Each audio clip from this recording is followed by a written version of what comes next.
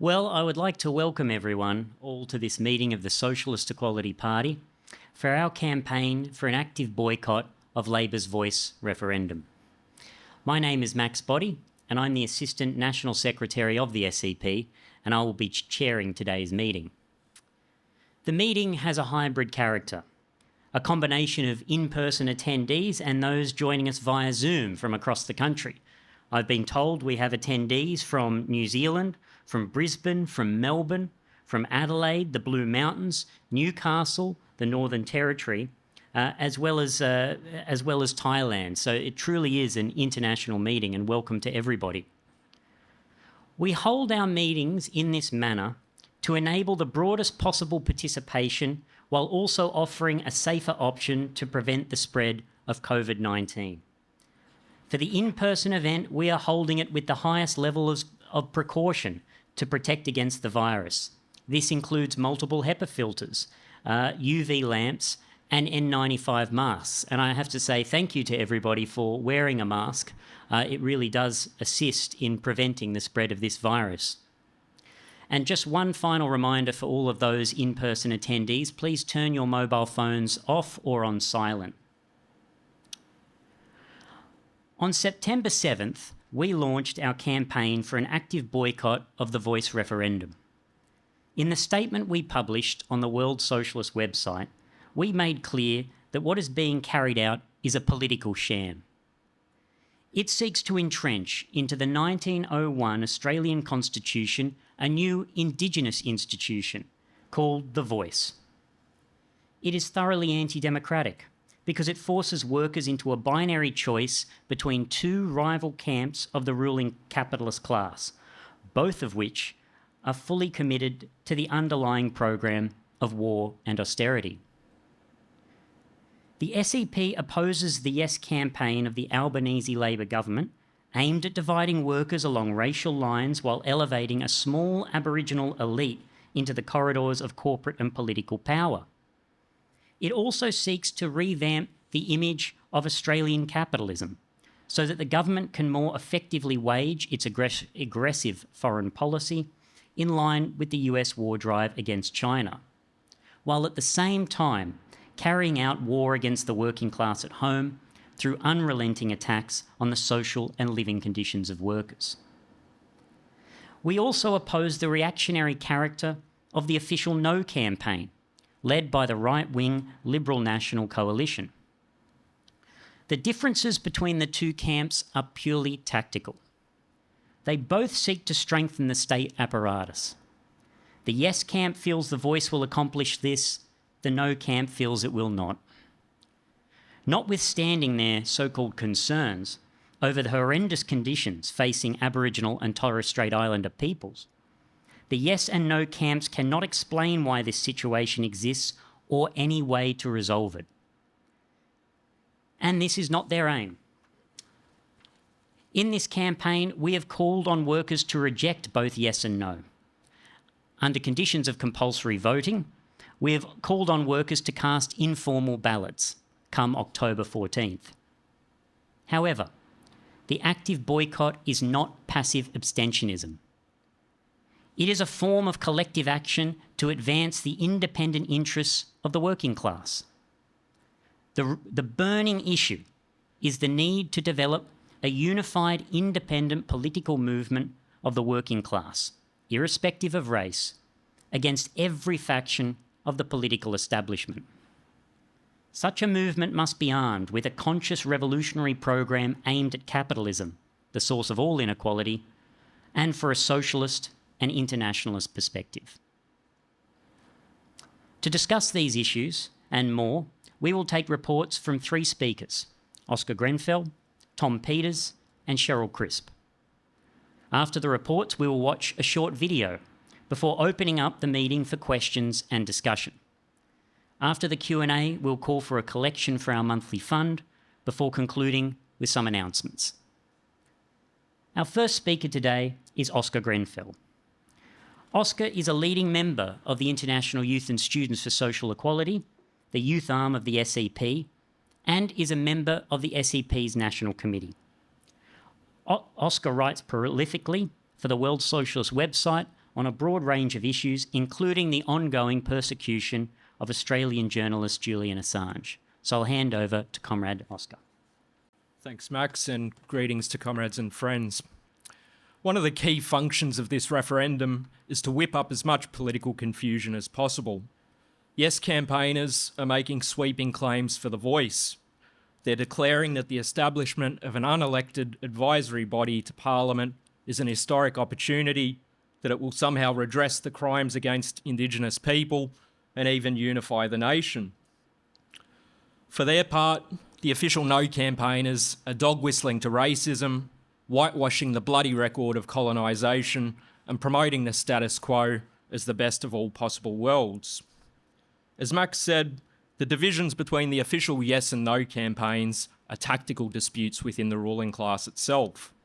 They disagree on how best to strengthen the state apparatus and to advance the interests of Australian capitalism. But they both defend that state apparatus and are fully committed to capitalist rule. Both yes and no defend the 1901 Constitution, a reactionary document that has no democratic content whatsoever. Both are promoting Australian nationalism, and above all, both the yes and no camps are trying to smother and suppress the fundamental issue in society, that is class. The SEP has developed a unique position in this referendum. We take as our starting point the independent interests of the entire working class. From that standpoint, this referendum will resolve nothing. It won't advance the social interests of workers one iota, whatever the outcome, and regardless of whether they're Indigenous or non-Indigenous. The whole referendum, presenting as it does a binary choice, is aimed at locking workers into a reactionary framework. In essence, people are being told that they either line up behind the Labor government with a yes vote, or they join with Dutton, the Liberal National Coalition, and forces even further to the right, such as One Nation, in the no camp. Our campaign for an active boycott provides a genuine alternative to this framework. It goes beyond the issue of voting on October 14th. Above all, it charts a path for the development of a movement of the working class against the political establishment and the profit system itself. In developing this position, we've exposed the calculations underlying the voice. Firstly, Labor has placed the voice at the centre of its agenda to put a progressive gloss on a right-wing government. Labor calculated that it would exploit the widespread concern over Indigenous people to cover for its real program of escalating Australia's involvement in US-led plans for war and making the working class pay for the economic crisis through austerity. Secondly, the voice is an attempt to revamp the image of Australian capitalism in line with that war drive. The Labor government is continuously functioning as an attack dog of the US against China. These efforts are complicated in the South Pacific and throughout Asia by the Australian state's record of brutally oppressing the Aboriginal people. Third, the voice is an attempt to divide the working class along racial lines, to weaken it and prevent a unified struggle under conditions of enormous social inequality and the worst cost of living crisis in decades. And fourth, the voice aims to bolster the capitalist state apparatus. Through its connection to the government and Parliament, the voice will complement the military, the courts, the police, and other institutions of the state, all of which exist to defend capitalist rule.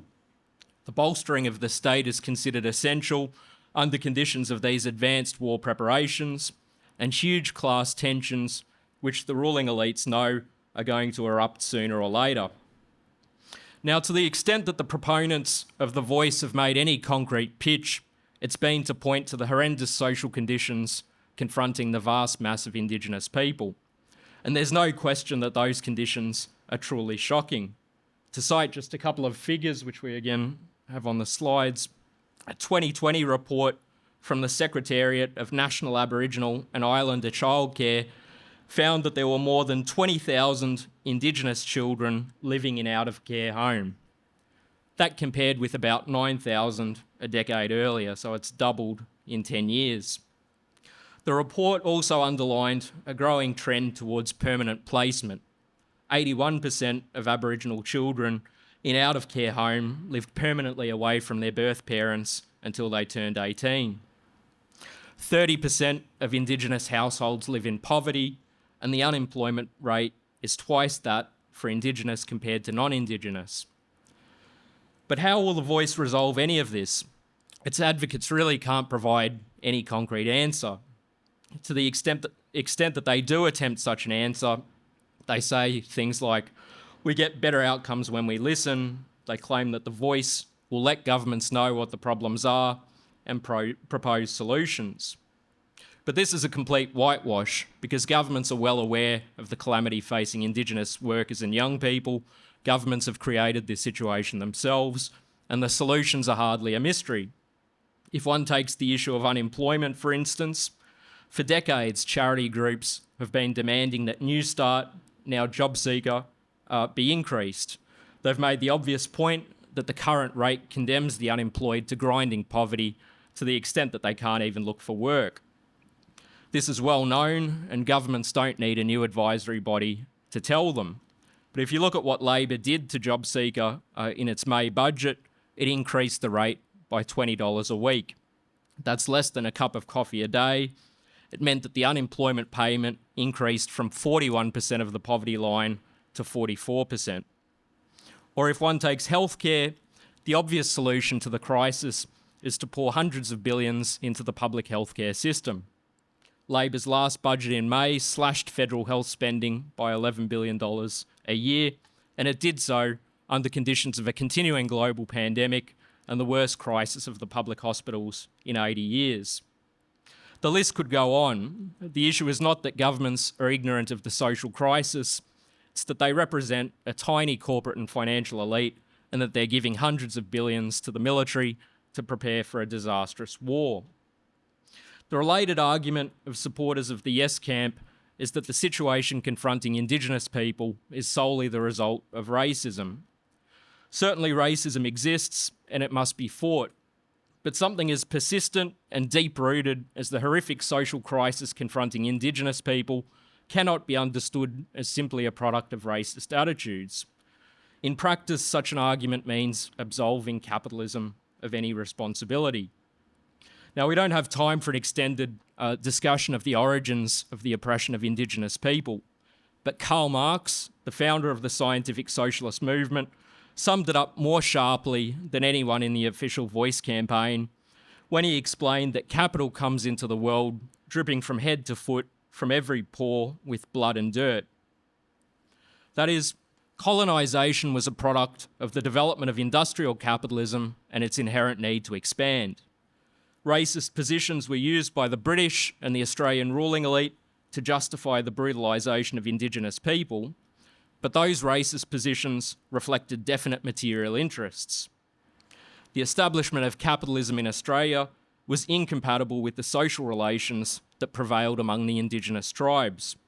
Private ownership of the land, a central feature of capitalism, came up against the communal relations that prevailed among Indigenous people who had no concepts of private property or profit. But claims that nothing has changed since 1788 are also ahistorical and false. For at least a century, most Aboriginal people have constituted a part of the working class, its most oppressed layer. The social attacks on Aboriginal people have frequently paved the way for broader assaults on the entire working class. That was the case with the Northern Territory intervention, the police military occupation of Aboriginal areas launched by the Howard government in 2007 and continued by Labor governments. As part of that intervention, governments initiated welfare quarantining, that is basically seizing the welfare payments of Indigenous recipients and determining how they could be spent. That punitive social attack was subsequently expanded with trials in working class areas, including here in Bankstown. It might be noted that some of the most enthusiastic proponents of welfare quarantining are the champions of the Voice themselves. That includes representatives of the Indigenous elite, such as Noel Pearson and Marsha Langton, who have made a career by demonising oppressed Aboriginal people and assisting government attacks on their rights. Again, that underscores the fundamental issue that the question is class, not race. The question of racism has come more and more to the fore as the crisis of the voice has deepened. Opinion polls are hardly a precise gauge of popular opinion, but they do indicate something. And all of the polling is showing that the voice is on track to be defeated, with most registering less than 40% support for the yes vote. Langton, an Indigenous academic and one of the key architects of the voice, recently responded by declaring that the no case was based exclusively on racism and stupidity. The clear implication of her comments was that everyone who opposes the voice is stupid, racist, or both. That line has also been advanced aggressively by Socialist Alternative and its publication Red Flag. Socialist Alternative is part of what we term the pseudo-left. These are parties that claim to be left-wing and socialist, but that broke from the Fourth International, our world party of socialist revolution, decades ago. They did so on the basis of a rejection of all the fundamental precepts of Marxism, above all, our insistence on the revolutionary role of the working class, the need for a fight for its political independence from all of the capitalist parties, and our internationalist perspective. Instead of a fight in the working class, these forces said that other social layers, ranging from the Stalinist organisations to social democracy and the peasantry, could lead the struggle for socialism. Decades since their break with Marxism, these forces have shifted light years to the right. They speak for the upper middle class, not the working class, and they have the closest ties to the labour and trade union apparatus. In recent articles, Socialist Alternative has asserted that the key dynamic in the current crisis of the Yes campaign is, quote, pervasive anti-Indigenous racism in our society and an all-encompassing racist atmosphere. Given the polling, this argument effectively means that the majority of the population is racist, but that's a complete fraud. Certainly Labor itself called this referendum in a cynical attempt to appeal to the mass sentiment that does exist for addressing the crimes against Aboriginal people. And as recently as the beginning of the year, polls showed up to 65% of the population were backing the establishment of the voice. The massive fall in support is not the product of a sudden growth of racist sentiment. It's because broad layers of the population sense that the voice will resolve nothing. They are, moreover, increasingly hostile to Labor, the Liberal National Coalition, and the whole political establishment. It's worth considering just briefly several significant features of the recent polls. The fall in support for the voice has been accompanied by a fall in support for the Labor government, approaching the record low levels of its 33% primary vote in the last federal election. But the polling figures for the coalition, and for Peter Dutton in particular, are as low as they've ever been. And all of the polls, whatever their differences, show that the primary issue of concern for working people is the cost of living crisis. That shows that the crisis of the voice is not a product of racism, it's an expression of the crisis of the entire political establishment and developing social opposition in the working class. That's the real reason that Socialist Alternative and the pseudo-left have dispensed with whatever misgivings they professed and jumped fully on board with the Yes campaign. These forces are trying to rescue the Labor government, the unions, and through them, the whole political establishment. As socialists, we're hardly indifferent to the fight against all forms of discrimination and backwardness, including racism. But the way that racism is fought is not through identity politics, which itself elevates race to centre stage, but through the unity of the entire working class. We have a clear answer about what is to be done to address the social crisis facing ordinary Aboriginal people and the working class as a whole. And that answer is to build a socialist movement of the working class against capitalism and all of the political forces that defend it. Capitalism offers a future of social disaster, poverty and unemployment for the broad mass of the population, climate change and ecological crisis, and hanging over everything, the prospect of a nuclear war that could end humanity. The alternative is not going to be established through a referendum. It requires that the working class itself take political power in a socialist revolution that will transform society from top to bottom. The banks and the corporations have to be placed under public ownership and democratic workers' control. Then there would be hundreds of billions of dollars for education, healthcare, and all of the social rights of the working class, instead of those resources being squandered on private profit. The military apparatus must be dismantled and the war plans halted to ensure a future of peace. This is part of an international struggle requiring a rejection of all forms of nationalism and racialism and the global unity of the working class. So I'd urge you to join our active boycott campaign and to take up the perspective of the SEP. Thanks.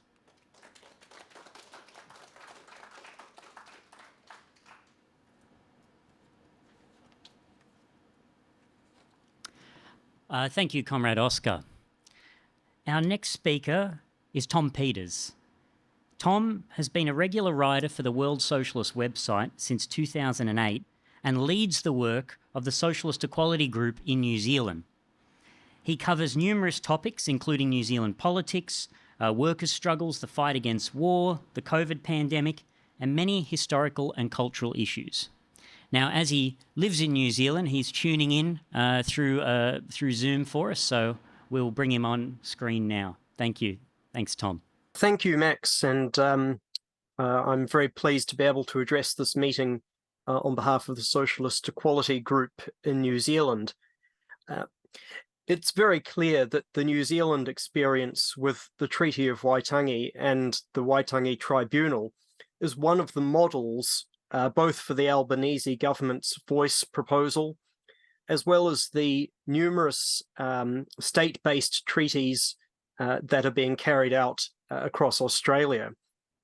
In April this year, we published a detailed article on the World Socialist website titled Lessons of the Treaty of Waitangi in New Zealand for the Australian Working Class, which I'll refer to during this presentation, but I invite you to read it as well. And an examination of the experience in New Zealand should serve as a warning to anyone who thinks that the Voice is genuinely about addressing social inequality and the immense harm caused by capitalism to Indigenous people in Australia. I pointed in that article to the significant behind-the-scenes discussions that have taken place between New Zealand's Labour government and the Australian Labour government on the Voice. This came up publicly here in early April during a visit by Richard Marles, Australia's Defence Minister, which was in fact primarily about strengthening military ties between the two countries. But while he was in Wellington, Marles was asked at a media conference if Australia would expect New Zealand to join a war against China. He left no doubt that that would be expected, saying, quote, "There is obviously a greater alignment between Australia and New Zealand than Australia has with any other country on the planet. We are kind of in whatever we are in together." And then in the very next question, a journalist asked the minister, what can Australia learn from New Zealand when it comes to the Voice, treaty negotiations, and the like? Are you taking lessons from New Zealand in terms of the path that Australia could take should the Voice referendum be successful? He responded, quote, "From where we sit, the relationship that New Zealand has with its First Nations people, with the Maori people, stands as an example, not just for us, but I think actually for the entire world. There is a definite logic to these questions about the Voice being raised in the context of discussions about preparing for war against China. The two issues are deeply interconnected. As the Socialist Equality Party says in its statement on the Voice, quote, "The Voice is intended to portray a fake supra-class national unity as it seeks to subordinate the working class to its war agenda and portray a more humane face for Australian capitalism." Here, the Treaty of Waitangi serves a similar purpose, which can be seen very clearly if we look at its origins and how it has been used over the last 183 years. This was an imperialist document drawn up in 1840 by the representatives of the British Empire to facilitate the colonisation of New Zealand at a time when Maori still vastly outnumbered the white settlers.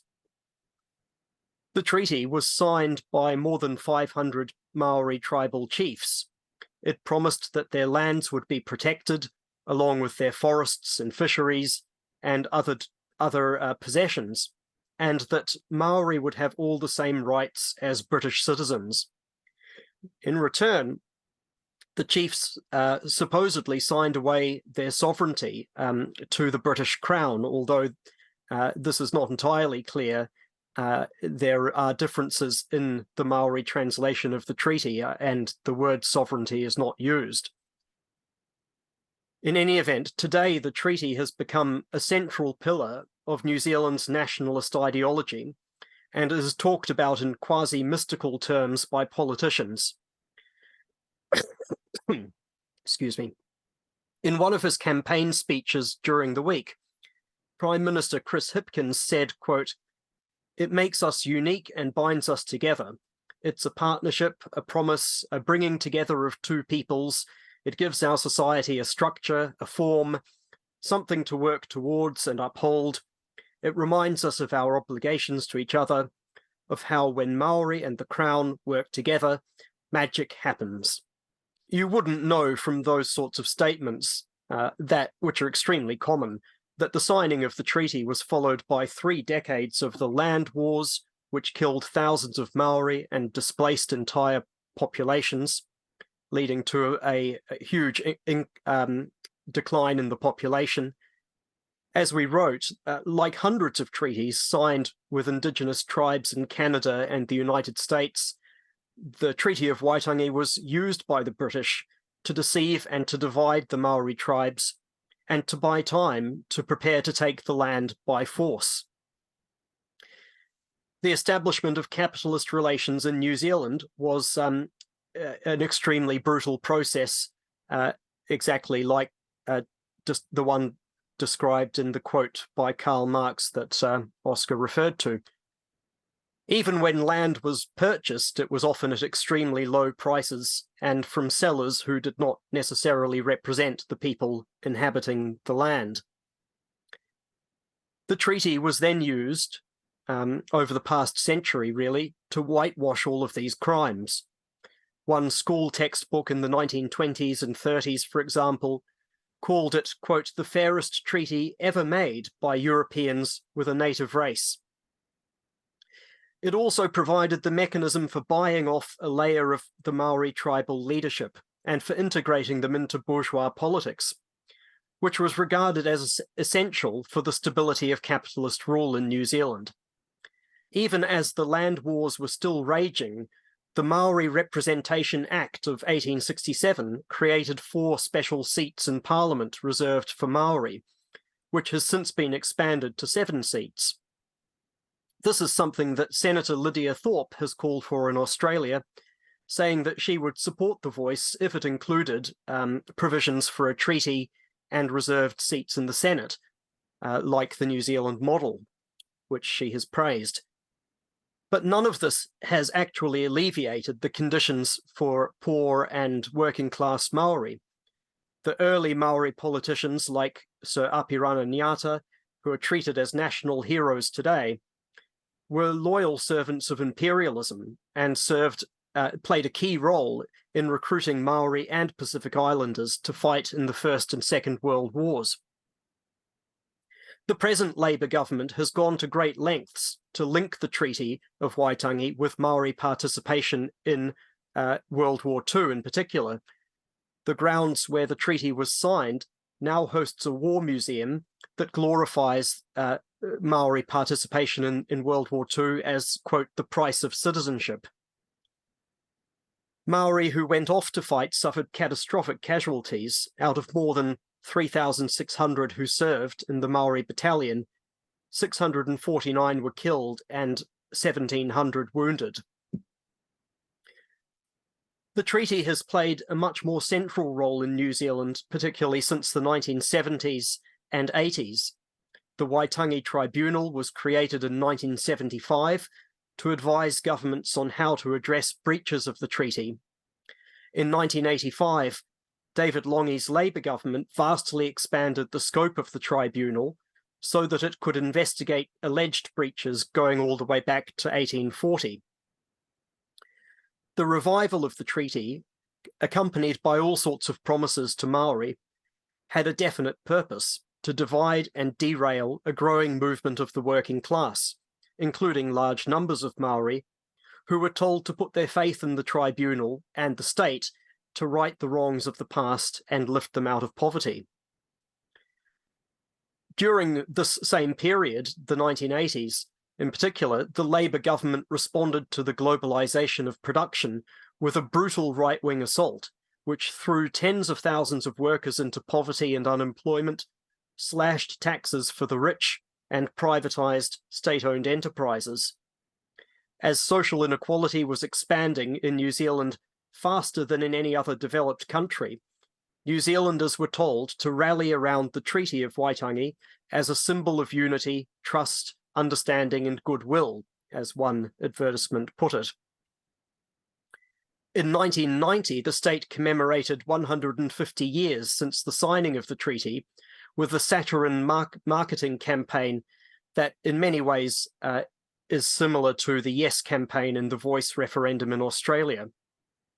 Geoffrey Palmer, who was very briefly installed as Prime Minister following the resignation of David Lange in a desperate attempt to save the Labour Party from a total collapse in the election, declared at a Waitangi commemoration, quote, "I want this generation of New Zealanders to be able to say that it put in the hard work, it saw what was needed to be done to address injustice and inequality, it sought settlements acceptable to all, and it helped produce a land fit for our grandchildren to inherit." Whenever capitalist politicians start waxing lyrical in this way about how they're going to rid the world of inequality, as they are today in Australia, workers should be on their guard, because this sort of national unity campaign always comes with the demand for workers to sacrifice. At the same time as this was happening, the ruling class put significant resources into elevating an elite bourgeois and upper middle class layer of Maori. The 1990s Conservative National Party government, which slashed welfare benefits at a time when 1 in 4 Maori were unemployed, began handing out hundreds of millions of dollars in treaty settlements to the tribes as reparations for breaches of the treaty, with the false promise that this wealth would trickle down to the whole Maori population. The money was used to establish lucrative businesses in fishing, tourism, forestry, agriculture, property investment, and other industries.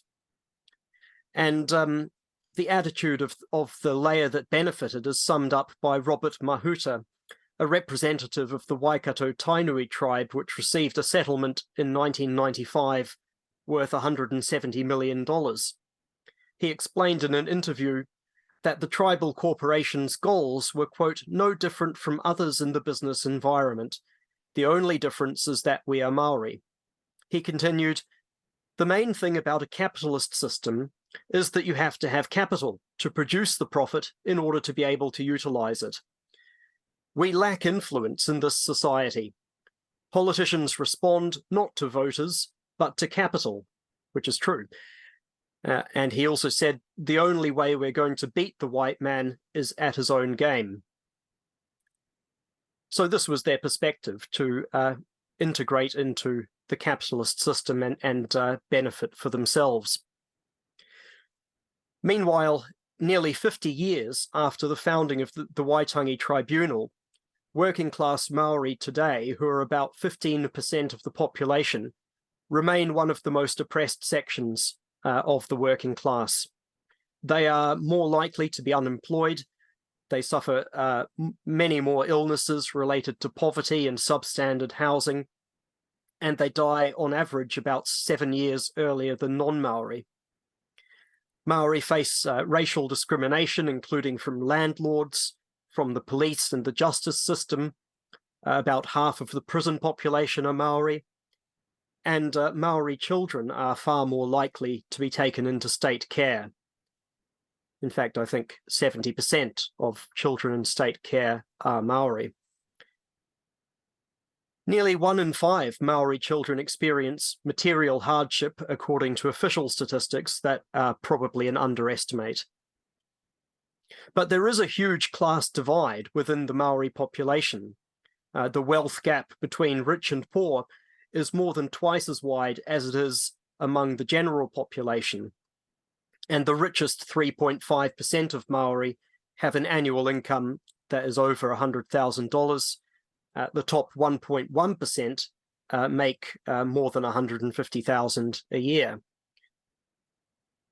We recently highlighted the utterly reactionary politics of this bourgeois layer, shown in the racist statements made by Maori Party co-leader Rawiri Waititi, who claims that Maori are genetically superior.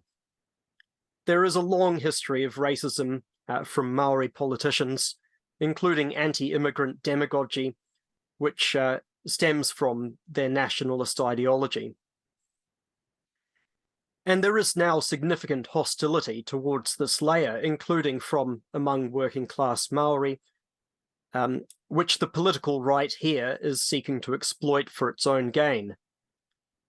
I think it is very fitting that the New Zealand election is being held on October 14, the same day as the Voice referendum in Australia. There are many similarities. I mean, there's a tremendous social crisis here. The cost of living has gone up, according to one analysis, by $240 a week over the past 3 years for an average household. And here, as in Australia, the response of the entire political establishment to this crisis is to campaign on the basis of racial politics, with each side accusing the other of being racist, to distract attention from the fact that whoever gets in, whether it's Labour or more likely the National Party, is going to carry out sweeping attacks on public services and other attacks on the working class. The extreme right-wing ACT Party, which could be part of the next government, is demanding a referendum on the principles of and the status of the Treaty of Waitangi, and it cites the Voice referendum as an example of what it wants to do here. ACT has also been, there's also the New Zealand First Party, which is campaigning to enter a coalition with the National Party it's running a campaign based on racist claims of Maori privilege, which completely conflates the Maori elite with the entire population. At the same time, ACT is demanding mass sackings across the public service, a freeze on the minimum wage, tax cuts for the rich, and privatizations of public services. So, like the conflict over the Voice, the conflict here over the Treaty of Waitangi is essentially a tactical issue within the ruling class over the distribution of wealth and political influence. Both sides are seeking to divert attention from the widening class divisions in society, to foment nationalism, and to divide the working class along racial lines.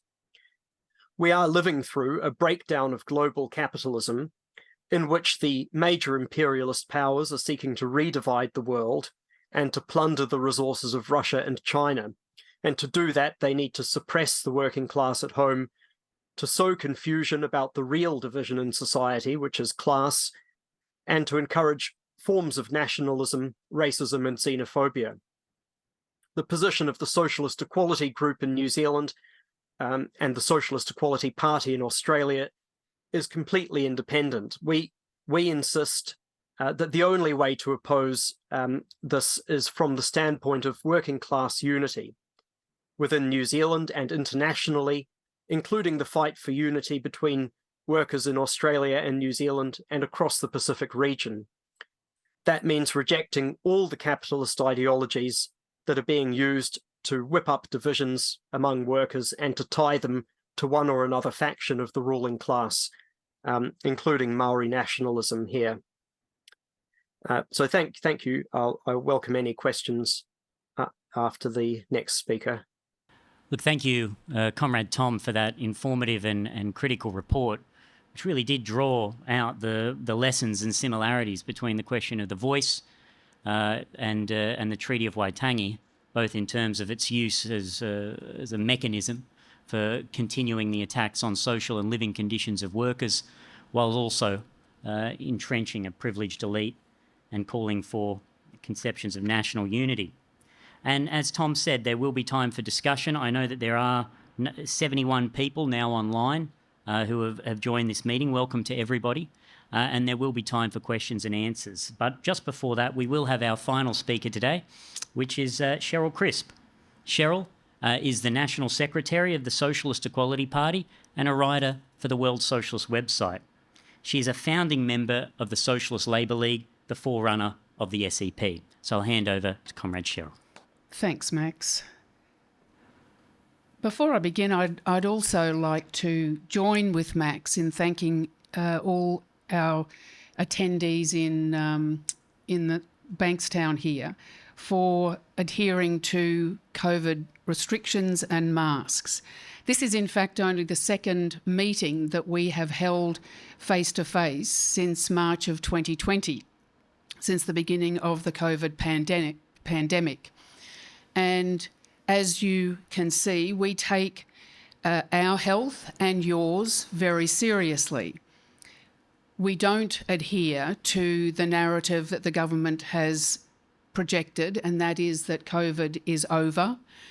We don't adhere to the position that all restrictions should have been dropped.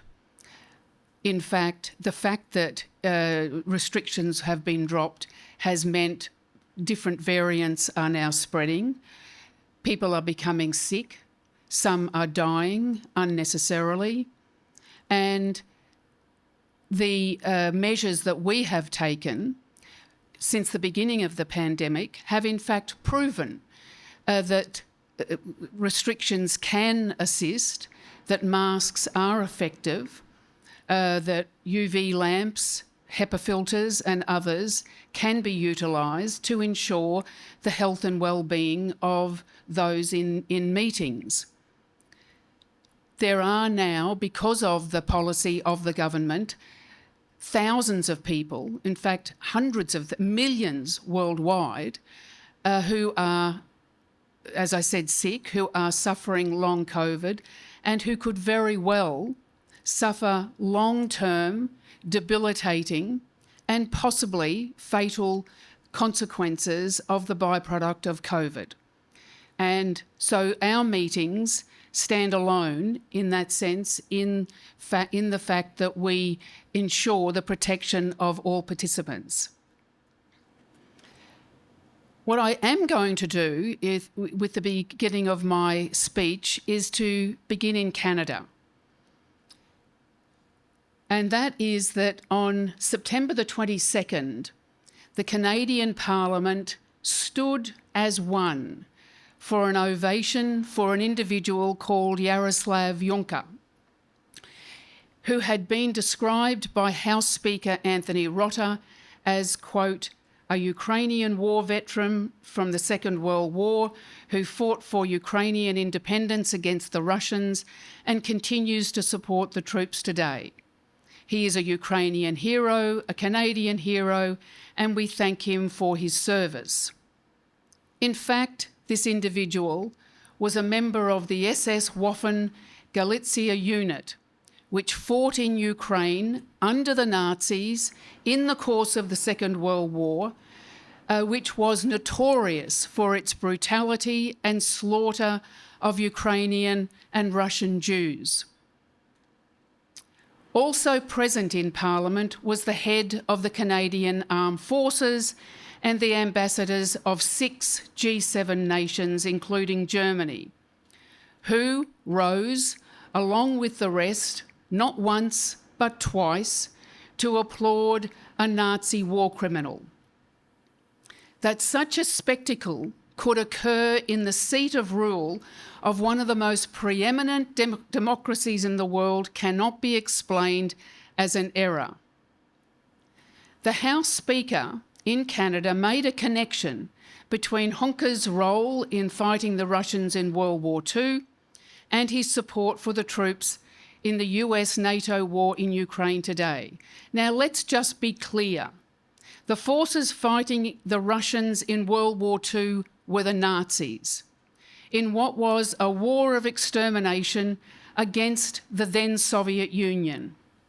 The Nazi invasion of the Soviet Union on June the 22nd, 1941, was the largest land offensive in human history, with approximately 10 million combatants. It resulted in the death of up to 40 million Russian troops and civilians. The role of the fascist forces, in which Hunka was a willing member in Ukraine, then part of the Soviet Union, was arguably the most brutal that anything had been seen in the course of the war. Hunka declares the 2 years he was in the Waffen-SS were the happiest of his life.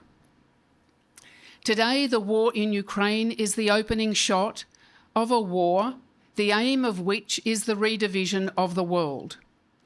It will be the precursor of war against China, which would inevitably become global and nuclear.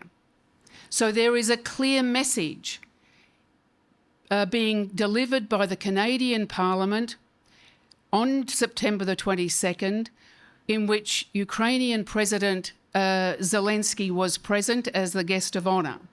That message is that nothing is off the table in the prosecution of this war, which the aim is the dismemberment of Russia, a perspective that was prosecuted with the dissolution of the Soviet Union in 1991.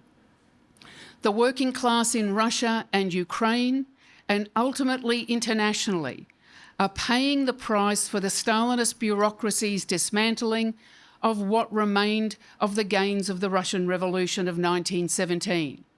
Imperialism, particularly the United States, saw in the dissolution of the Soviet Union its chance to recapture the resources, both labour and raw materials, of the former Soviet Union, 1/6 of the world's landmass.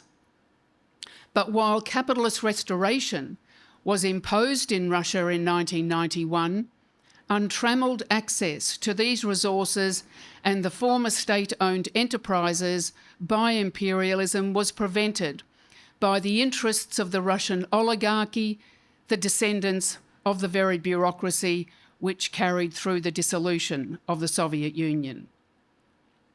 In the ensuing decades, NATO has accelerated its provocations, including its encroachment into Eastern Europe onto Russia's borders. Putin's nationalist and bankrupt response was to invade Ukraine and set the working class of these two countries against each other, a working class which was once part of the same country. The invasion has played into the hands of imperialism. Russia's invasion, which the International Committee entirely opposes, has provided the United States with its chance to rectify what it sees as an existential strategic aim. The aims of imperialism are entirely and deeply reactionary, that they would therefore turn to such vile fascist layers in society, such as Hunka, who perpetrated the most heinous crimes mankind had ever witnessed, to carry these perspectives through is no accident. But you may ask, what in fact is the relationship between the Canadian parliamentarians' actions to do with the voice referendum? We say a great deal.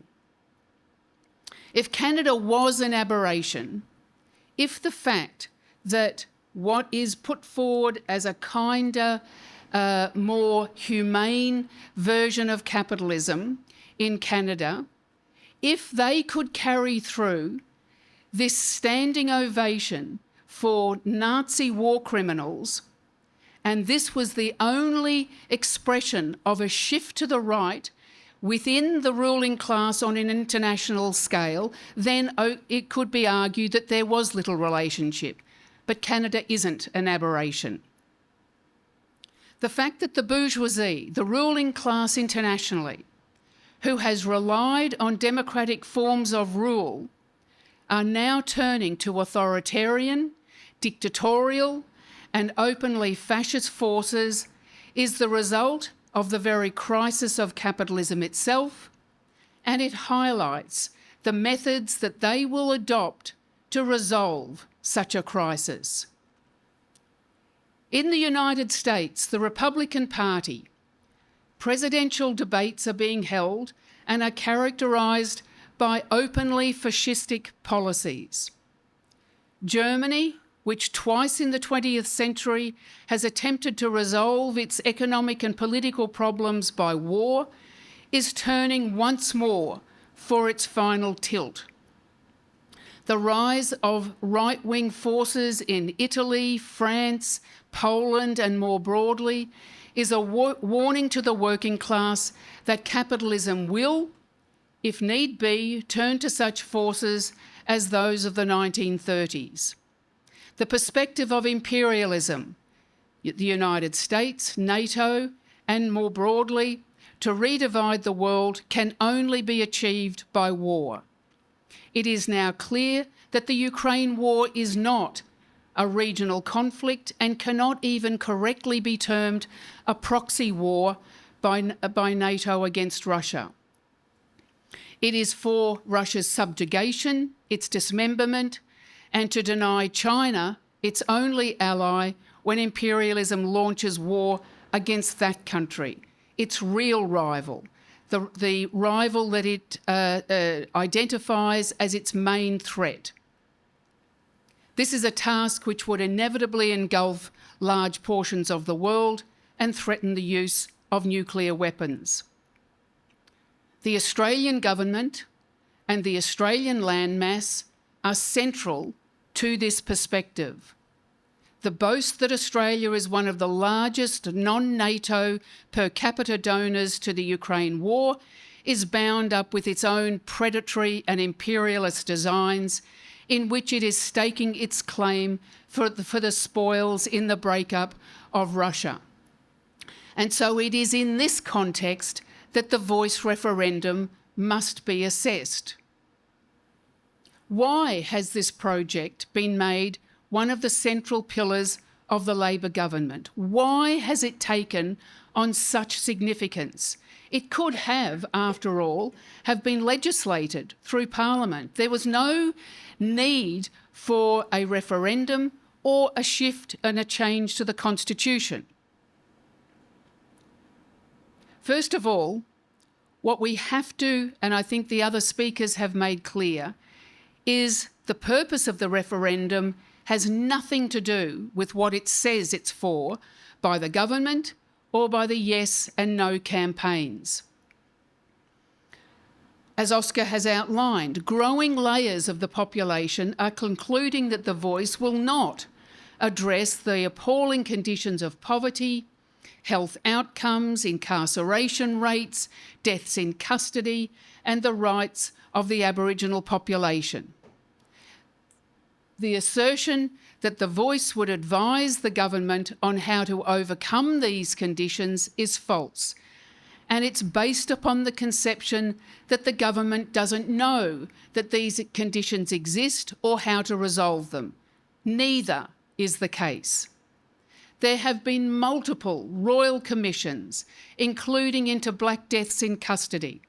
There have been multiple inquiries, studies, and there have existed multiple Aboriginal bodies established, such as ATSIC, land councils, and the National Congress of First Peoples, among many who have overseen and reported on the health and well-being of Aboriginal people. Yet decades on, the conditions facing the Indigenous population are worse in most of the indices that governments have purported to address in these studies. According to their own figures in the Closing the Gap report, the gap has widened, not closed. This is not accidental. In fact, it is quite deliberate. As inequality levels widen in the general population through the stagnation of wages, interest rate increases and inflation rises, it is reflected in the most oppressed sections of the working class, the Aboriginal working class itself most sharply. It is not that there is no money. The question is, who has it and on what is it being spent? The richest 200 people in Australia in 2022 and 2023, again, year on year on year, have increased their wealth from the previous year. The richest 10 billionaires in Australia increased their wealth the most by more than 10%. This is under conditions in which millions of people in this country face increasing hardship, poverty, homelessness, and the incapacity to make ends meet.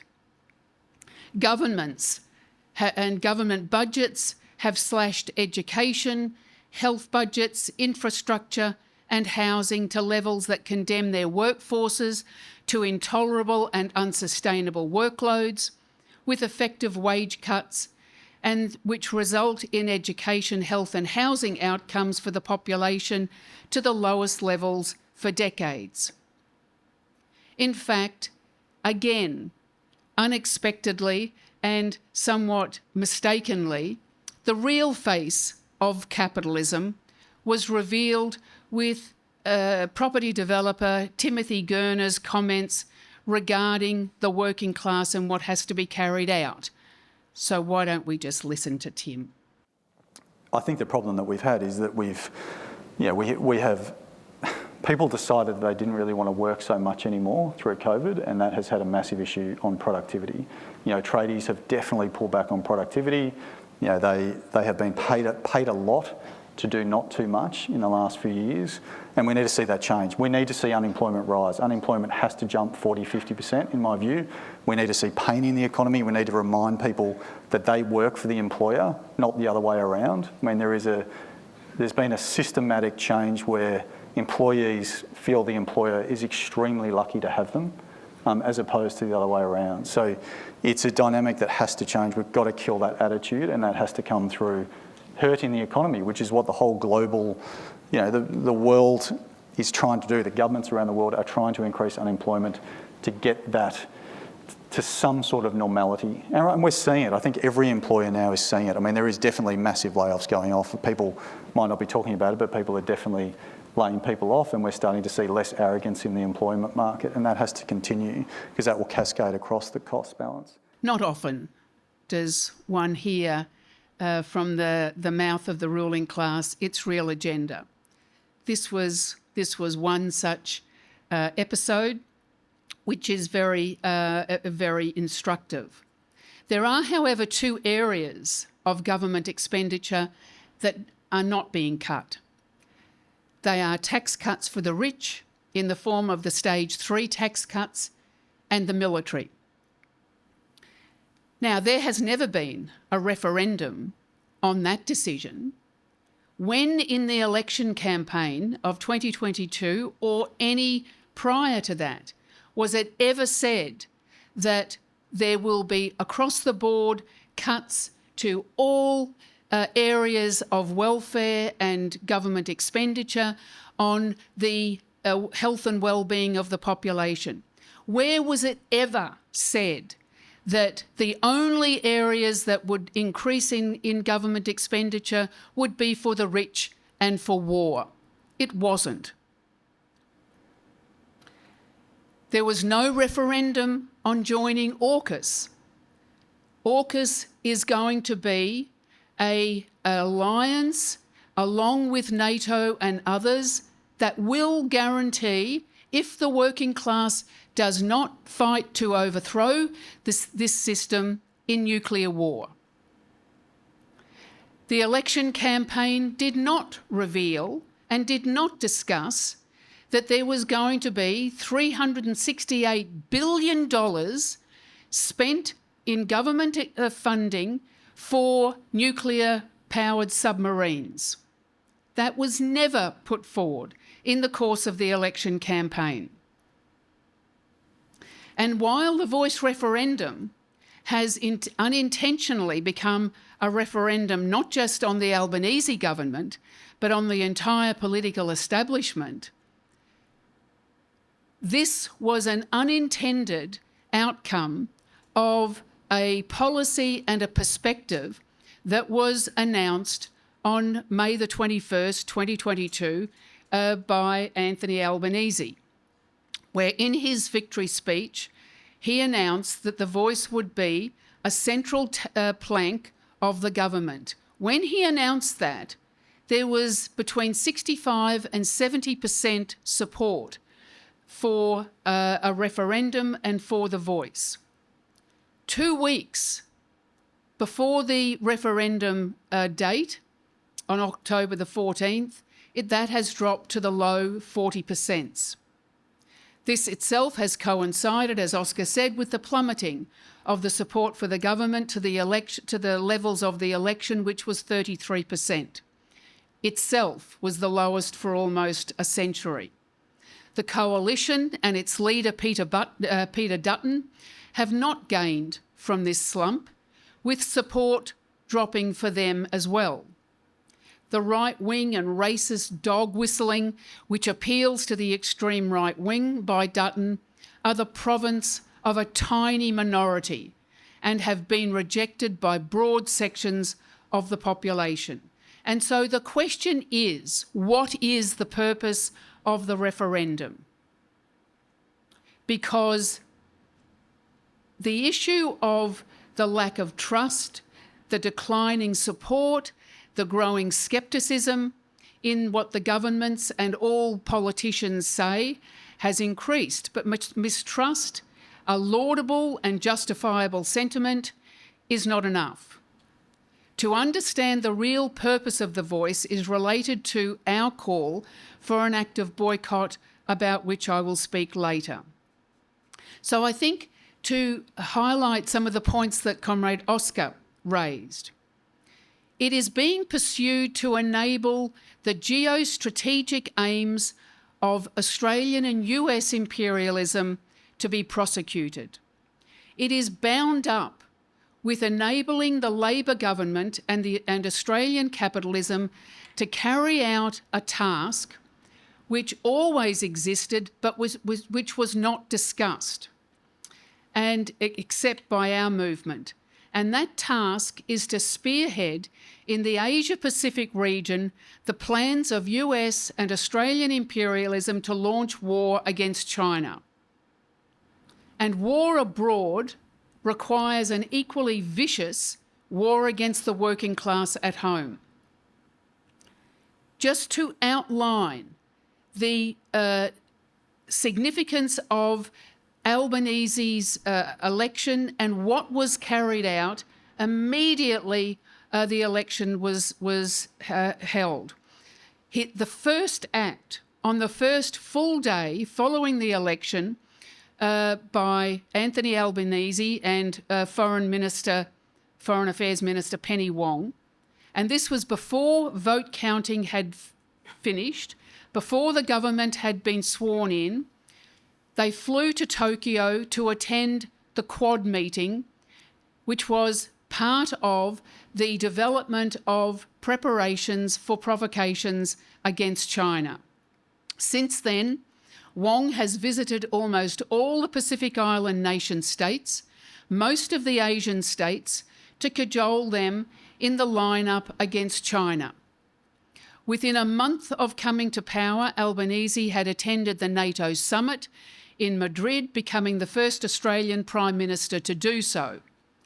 In hailing the formation of the Asia-Pacific Four of NATO, which included New Zealand, Japan, South Korea and Australia, Albanese declared that there were issues that needed to be addressed in the Asia region, and by that he meant China.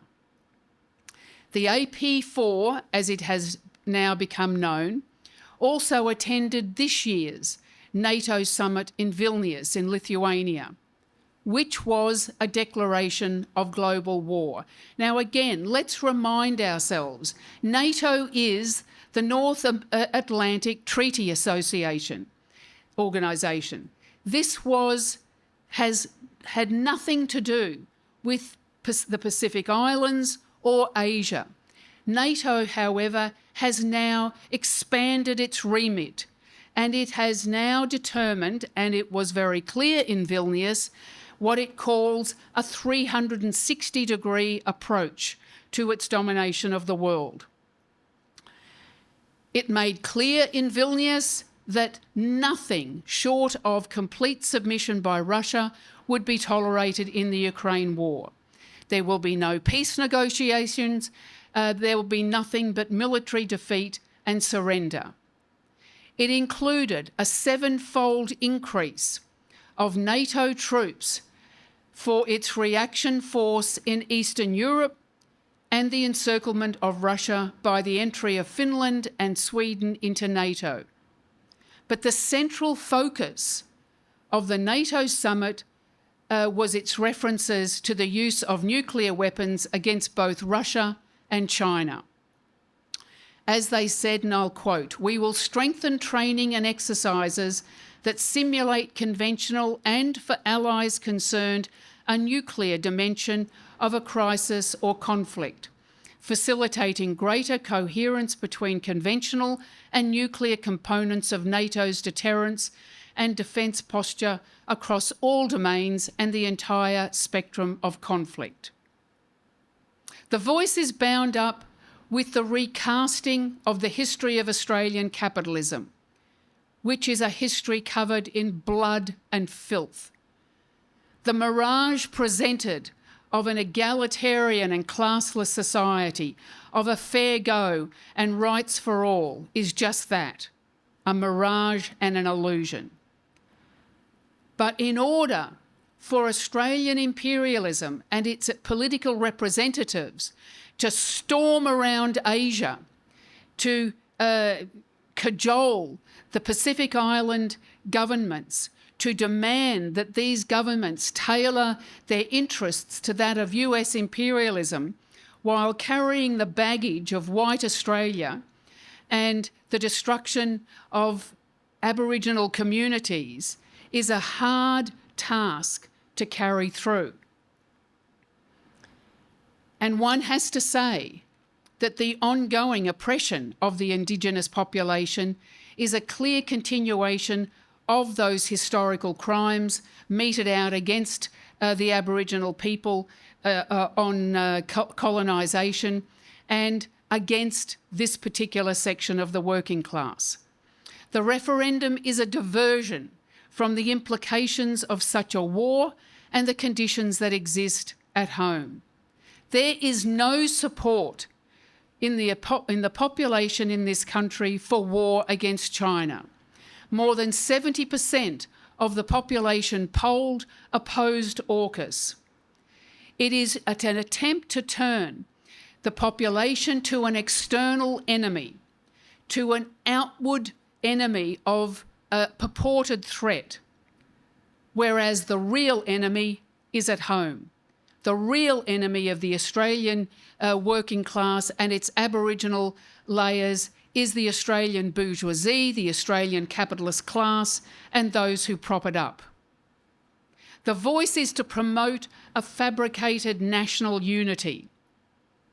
When the Defence Strategic Review described an all-of-government and all-of-nation effort which was required to mobilise the population for war, that requires a degree of all-of-nation support for this perspective.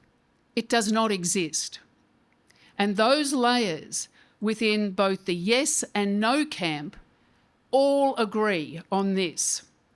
And I think, as Oscar's article yesterday on the World Socialist website highlighted, Noel Pearson, one of the initiators of The Voice, one of its central mouthpieces, highlighted this deeply reactionary perspective. His mantra of love of country is to foster nationalism and to camouflage class divisions, because there is no national unity. It is a fraud. There is not one country. There is not one nation. There are two nations. There are two nations in every capitalist country. There is the working class and there is the capitalist class. And the interests of those two classes are irreconcilably opposed. The appeal to colour, to race, is a reactionary perspective designed to divide the working class along racial lines. The unleashing of far-right racism against Indigenous and immigrant workers is the outcome of the very nature of the referendum itself. The aim of The Voice, and the only issue on which there are real differences between the yes and no camps, is whether it will strengthen the state apparatus. Yes argues that it will, that this will enhance the capacity of the government and the capitalist economy to function more effectively. The no camp fears that it will result in an impediment to the functioning of the Australian capitalist state, a state which both camps defend.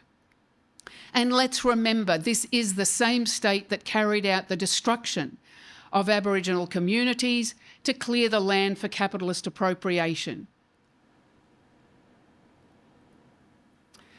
The fact that this privileged and wealthy layer of self-appointed Aboriginal leaders will be advising Parliament will have far little to do, or far less to do, with the conditions facing Aboriginal society than it will have to do with the requirements for war. The far northern landmass of Australia is an essential element in the capacity of US and Australian imperialism to launch long-range war against China and to enable the deployment of American and Australian troops for that purpose. Townsville is often referred to as a garrison town. What the Labor government, the United States government, has in store for the northern landmass of this country is to transform it into a garrison region. Now, much of this land has significance to Aboriginal communities and is controlled by land councils. To ensure access to the military, these organisations and their leaders will be required to provide it. In other words, the capacity of the Australian and the American military to organise its forces, conduct military exercises and launch war will actually be determined by The Voice and its satellite organisations. In fact, this process of integrating these wealthy and increasingly enriched layers of Aboriginal capitalists has already begun. As we wrote in January of this year on the Closing the Gap report, the Department of Defence is one of the larger procurers of goods and services, awarding $610.6 million in contracts to Indigenous businesses in 2020-2021. In addition to this drawing together of Aboriginal-owned corporations and the military-industrial complex, the mining and fossil fuel energy industries represent an important sector for Indigenous corporate partnerships.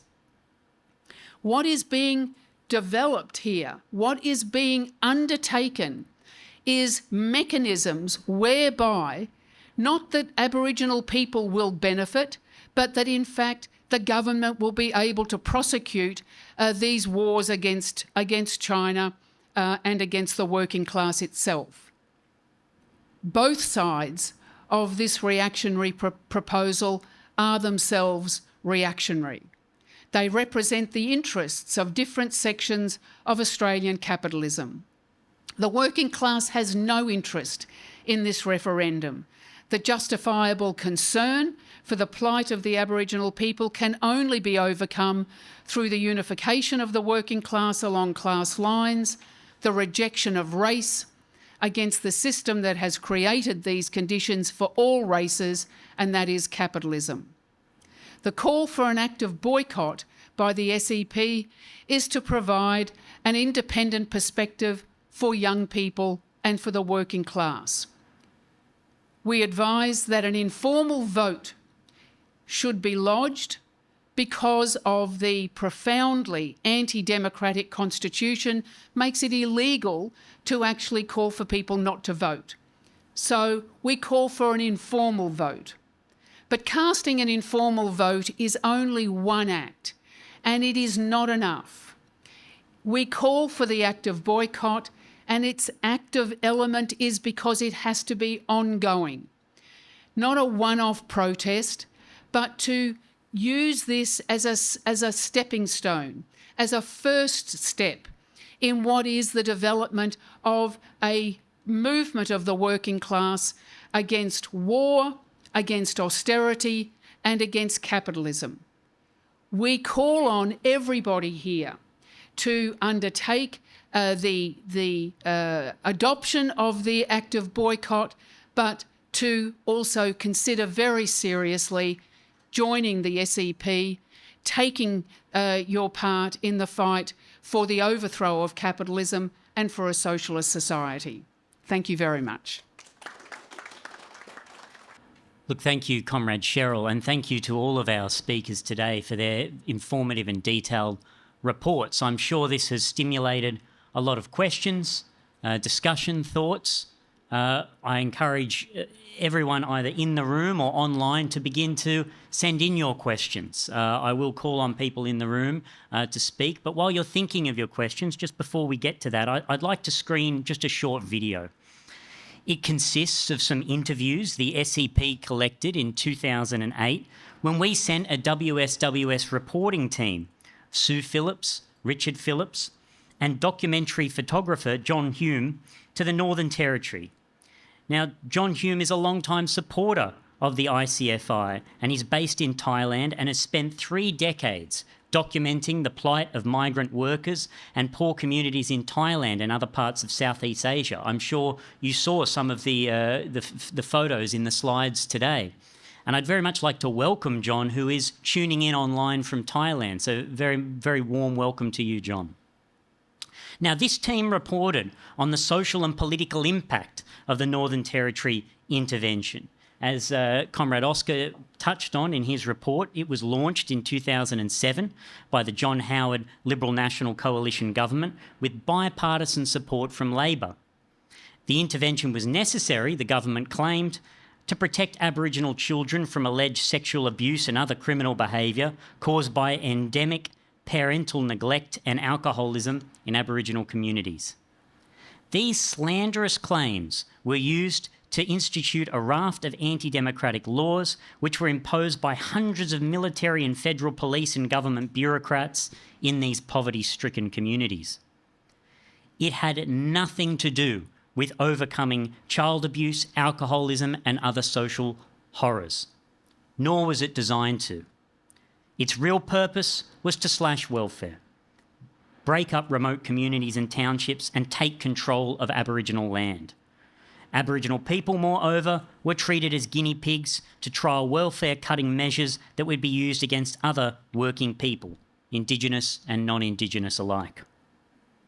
Now, these well-laid plans, as both Oscar and Cheryl went through, I mean, they were endorsed by leading members of the Aboriginal elite, including those in both the Yes and No campaign in this referendum. Warren Mundine from the No camp completely supported the intervention, and in 2007 and 8, he was the then president of the Australian Labor Party. As Oscar went through, Langton, one of the authors of the Indigenous co-design Voice document also supported it, as did Pearson, who not only backed the intervention but assisted the Howard government in establishing an advisory council of Indigenous elders backing the state operation. Pearson has long been vocal in opposition to what he calls welfare dependency, advocating programs to force Aboriginal workers off Centrelink payments and into ultra-low paid and exploited jobs, particularly in Aboriginal-run businesses. Pearson and Langton see the Voice as a mechanism for further implementing these long-held plans. Now, the intervention received the full backing of the Labor Party, and when Labor leader Kevin Rudd became Prime Minister in the 2007 elections, Labor not only continued the policy, but it deepened it. In 2008, he issued his formal apology to the stolen generations, that is, the surviving victims of the Australian government's decade-long policy of forcibly removing so-called mixed-race Aboriginal children from their parents. Millions of people tuned in to watch the apology, legitimately hoping it would be a step forward in ending the squalid conditions inflicted on Indigenous population. However, the old maxim that when the ruling class apologises for past crimes, it does so to prepare for new ones. Well, this rang true. Rudd escalated the intervention, renaming it and extending its anti-democratic measures until 2022, and expanding the brutal welfare quarantining into Western Australia and Northern Queensland. Only our movement sought to intervene to present a socialist and international perspective to unite Indigenous and non-Indigenous workers. We sought to cut across the wall-to-wall media coverage, which painted all the remote communities as bastions of abusers. The interviews and images we captured are powerful. They not only reveal the deplorable living conditions inflicted on these remote communities, but provided an open and independent platform for Aboriginal people to speak out, a genuine voice about the intervention and their social conditions. So I'll hand over to the video. Nothing has changed here in Alice Springs or for Aboriginal people. You know, they come in with new laws and new programs and new policies, and it's for other people to benefit from. These people don't benefit. You know, look at this. Look around you. You know, nothing has changed. They used to live in tin houses in the 50s. So what's changed since then? You know, nothing has changed. They still live in poverty. They still have the same problems. And then someone comes up with a new idea. Oh, we're going to do this. We're going to have an intervention. That's bullshit. What do people need out here at Whitegate? What are the sort of things they need? Well, they need to be drawn out of this poverty. And by bureaucrats are not going to do it because they suck up all the money. You know, the money never hits the ground. What did you think about Rudd's apology speech?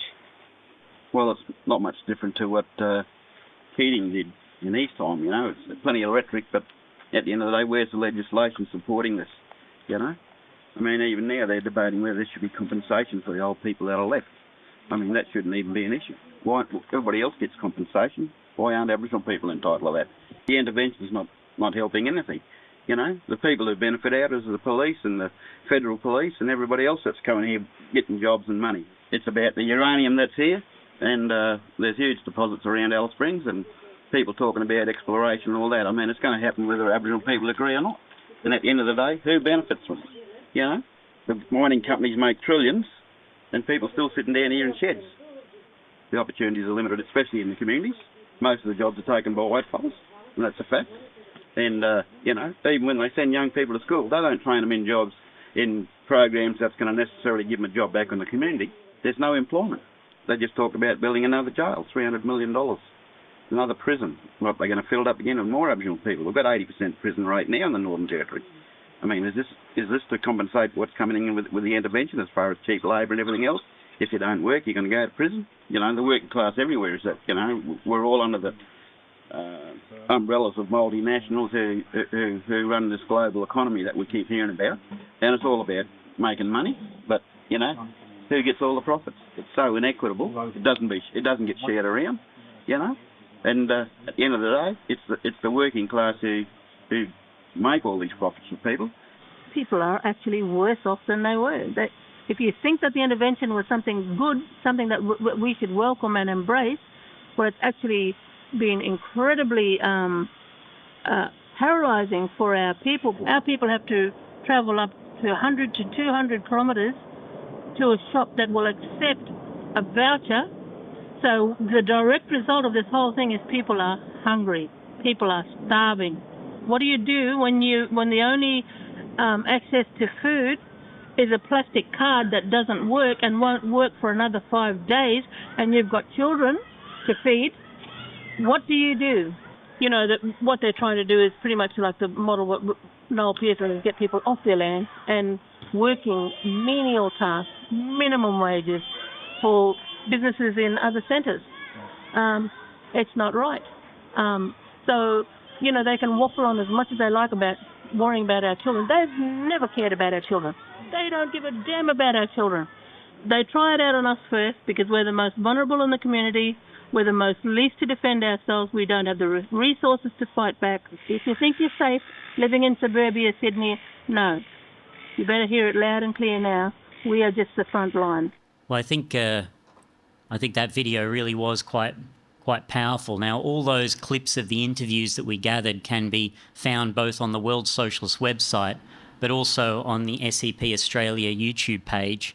These are just examples of them. They're longer clips, so I'd really encourage everybody to go online and have a look at those.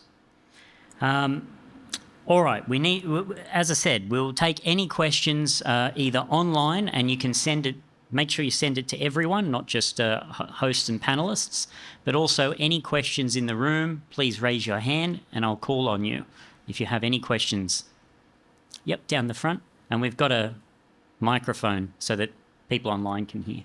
How do we deal with the police and the military if they try to stop us? Like any practical steps in preventing that from happening?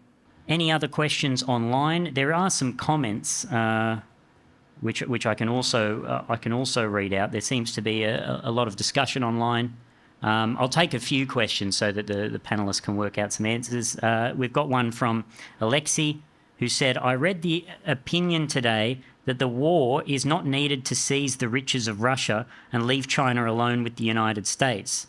The war is the product of an agreement by capitalist elites, including Russian ones, to destroy the US foreign debt and prolong the existence of the dollar as the main reserve currency on which virtually all capitalist domination is based.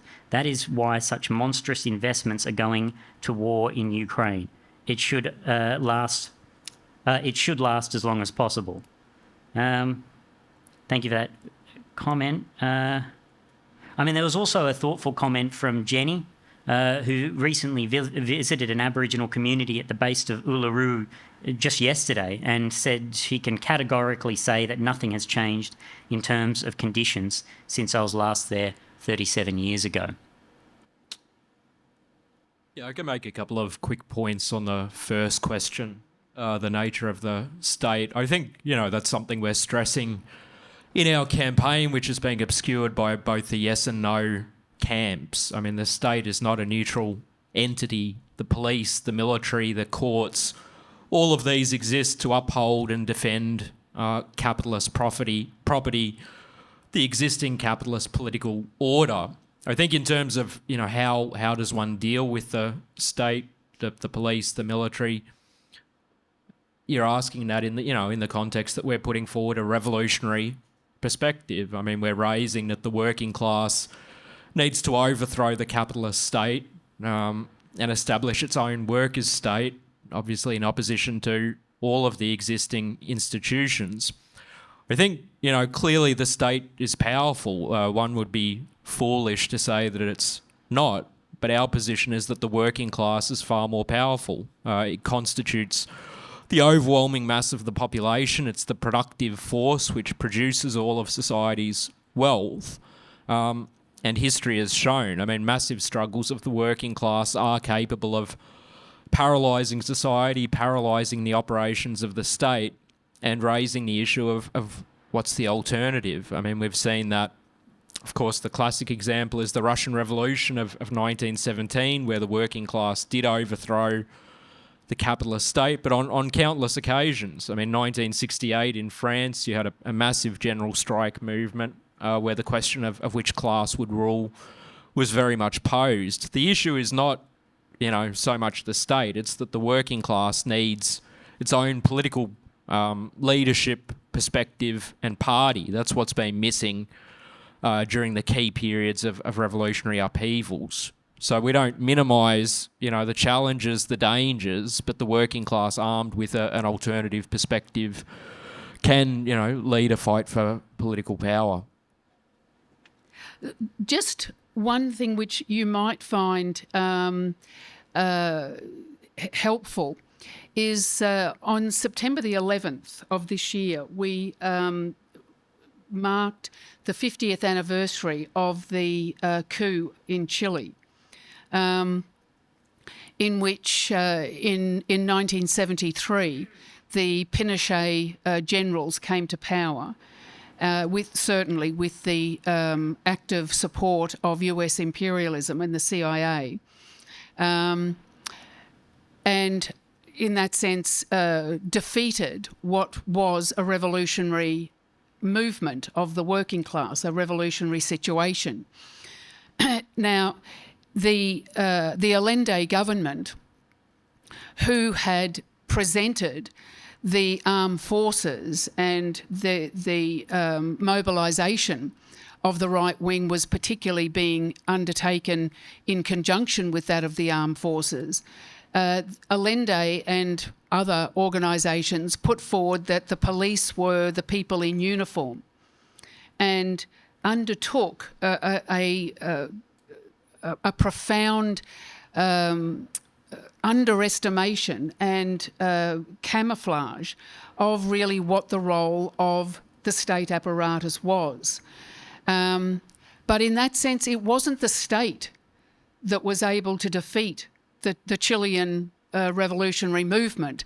It was the organisations of the Chilean working class, the Communist Party, the Socialist Party, the MIR, organisations which did not fight to mobilise what was coming into existence, and that was independent bodies, workers' bodies that had developed in the factories and that should have been mobilised to overthrow not just the threat by Pinochet and the generals, but really the Allende regime as well.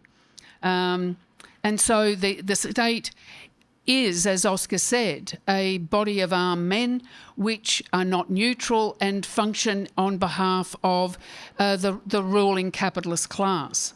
The old state cannot be utilised by the working class in order to carry through its interests. But in the final analysis, what defeats the working class is its leadership, is its betrayals by the leadership of the working class. If workers have a leadership, as it did in 1917 with the Bolshevik Party, that understood and had a perspective of the seizure of power, including the development of workers' militias, defence militias, against the old czarist state, then workers can very much overthrow capitalism. But I think the relationship between the leadership of the working class and the state apparatus has to also be taken into consideration. Okay, there are some questions online. Two questions I'll read out. One is, does the referendum benefit the capitalist class in Australia? Is it just a smokescreen? And another question, which is, do you have any latest data on how the Aboriginal elite have increased their wealth over the past 30 years? Well, look, my understanding and anyone, there are comrades online who would like to speak, they can as well, but my understanding is that we don't have that specific data.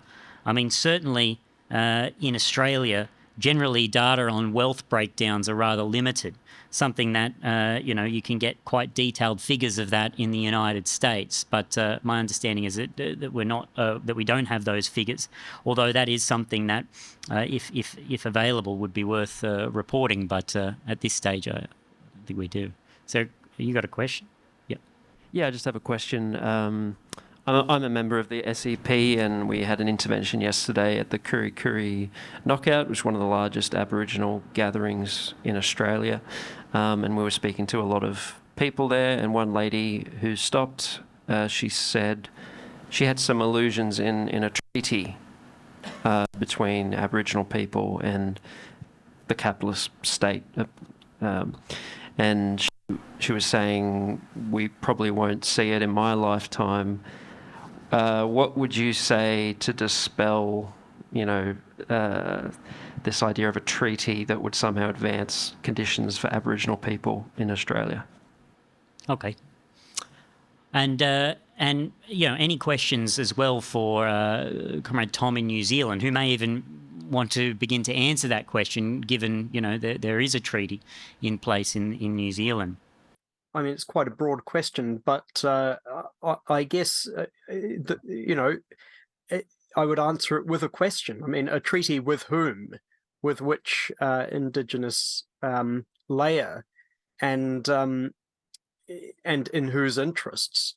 And I think, in a way, I sort of addressed the question in my report earlier. I mean, this was a treaty with the tribal chiefs in New Zealand, and the treaty was drawn up by British imperialism for the benefit of the stability of capitalism in New Zealand. And it would be no different if, changing what needs to be changed, if a treaty was drawn up in Australia today. It would be, a capitalist agreement with the same basic aims as the voice itself, I think. That's the complaint by Lydia Thorpe and others, as far as I understand it, that the problem with the voice is it just doesn't have any power. Well, power for whom? I mean, it's got nothing to do with ordinary working class, the impoverished people in the Aboriginal communities. It's power for a very narrow elite layer. And so that's what the treaties, are all about. Yeah, I think Tom's made the main point about this line of a treaty, which is the position of the so-called progressive no camp in this referendum, headed by Lydia Thorpe. A treaty would be an agreement between existing, Aboriginal leaderships, bureaucrats, and the capitalist state. It would accept the entire framework of capitalist property relations, the dominance of the banks, the corporations, the existence of the military, its war preparations. Nothing would fundamentally change in terms of the social relations that are responsible for the oppression of Indigenous people and of the working class. What Lydia Thorpe has said at some of her public engagements is quite revealing. She says a voice is not enough. It wouldn't give us enough power, real power. She's not speaking about the vast mass of Aboriginal people. She's speaking about this Indigenous elite. The related position she's raised is that with a treaty, we could push for vast funds to be channeled to the Indigenous elite. That's the essential agenda. This is an extremely grasping layer, and they accept the whole framework of racialism, that the fundamental division in society is race, not class. If anything, they're just more aggressive, use the word, but rabid Aboriginal nationalists. So there's nothing progressive whatsoever about this treaty line. Comrade Sue Phillips would like to speak, who's online, and as I mentioned before, she was one of the team that went to Northern Territory for our reporting on the intervention. Hi, thanks, Max. Yeah, I just wanted to deal with the question about increasing wealth of the Aboriginal elite. I mean, it's important to sort of, and it has increased over the last 30 years in particular. One of the things that we pointed out in our statement on calling for an active boycott, and we've written on this, you know, the Yes campaign have said, well, you know, this has come from, you know, ground roots policy from Aboriginal people and so on. And we've exposed that as a lie, that in 2014, the Abbott government made massive cuts. Something like $600 million were cut to Aboriginal services, health services, education, legal service, and so on. And what took place as a result of that, there was a huge upsurge of opposition among Aboriginal communities to this. And so what the government decided to do is to bring, you know, the Aboriginal elite together, Marcia Langton Pearson, Shorten, Bill Shorten, he was the Labor leader at the time, and bring together this proposal, which has really led to sort of the, you know, part of the proposal for the voice. It didn't come from ordinary people. It came as a result of certain opposition that was emerging. Not that it was not a policy before that. I mean, you know, going back to Keating and so on, as the fellow from Northern Territory notes, you know, there was moves to do this.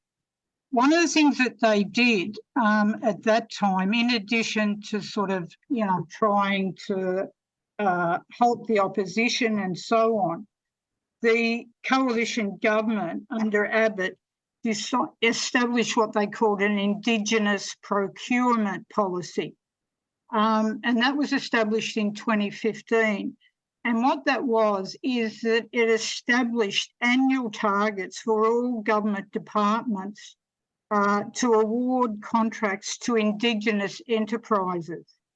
And various government agencies were mandated with targets to meet. And Aboriginal organisations were seen as the preferred service provider for certain grants and so on.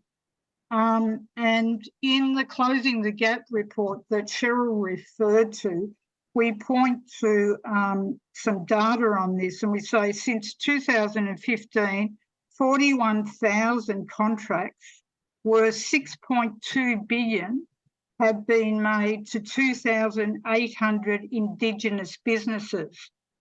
And in the GAP report, they noted that there'd been a marked increase in the number and value of contracts to First Nations businesses. So what the government has done, and this process is to develop Indigenous businesses, and in the process develop a sort of growing Aboriginal capitalist class. And I think that's it. To understand that sort of process, it's also important to go back to a part of what the Northern Territory intervention was about. You know, it was about, you know, it was a whole sensationalised campaign, 2-year campaign and so on. But the aim was one of the main aims was to close down the remote communities. And they were said to be unviable. All sorts of think tanks developed that said it was socialist dreaming to have remote communities and so on. And the purpose was because the government had decided that they were no longer going to fund these communities any longer. They weren't going to provide education, health services, you know, welfare benefits. They were going to close them down. And I just want to quote from one of the things that was said at the time, who was the Indigenous minister at the time, Mal Brough.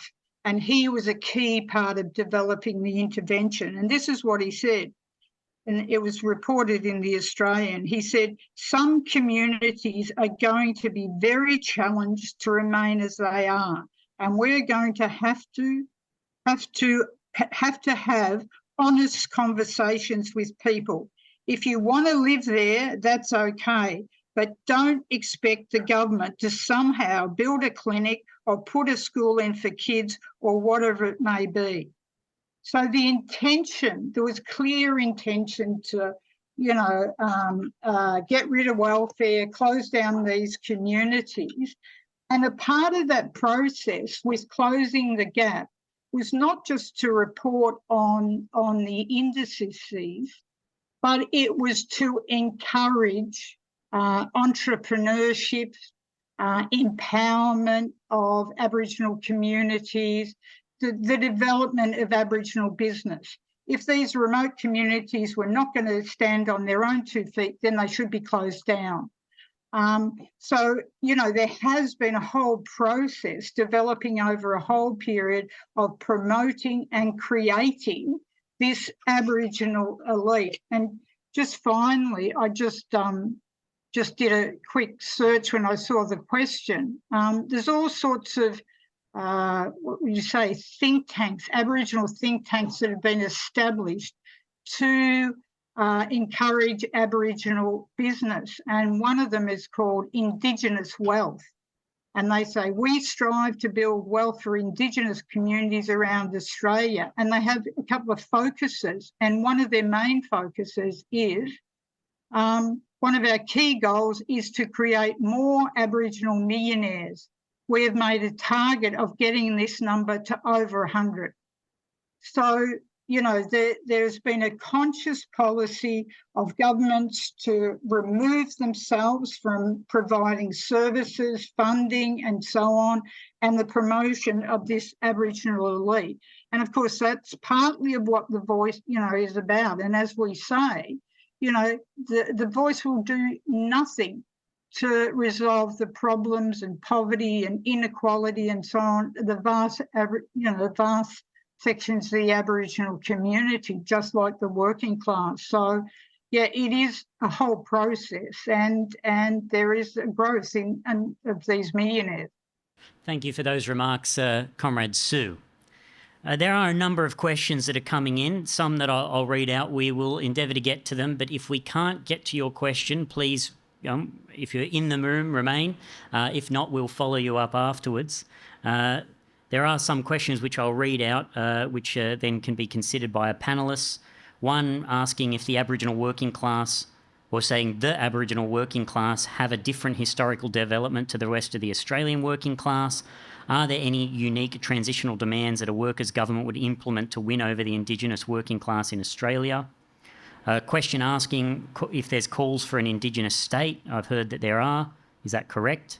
And another question saying, who are the Aboriginal capitalists mentioned earlier, and are there proponents of the Voice? I mean, look, I think in terms of the requirements that and transitional demands for by a workers' government, I mean, that would be worked out, that would be discussed in the form of rank and file committees, councils of action, however one puts it, in which many of the issues that confront Aboriginal society would be discussed by these neighbourhood committees or factory committees, however they're developed. And the fight that the International Committee has undertaken to develop these independent formations, these independent workers' committees that democratically discuss the requirements, the needs of factories, workplaces, neighbourhoods. This is the mechanism whereby I think such transitional demands, if they were determined were necessary, would be worked through. And so, yes, there are calls for Indigenous states in that sense. I mean, the main one was put forward by Pauline Hanson, who declared that a voice would create the conditions for everything to be stolen from ordinary people. I mean, it's just nonsense, just ridiculous.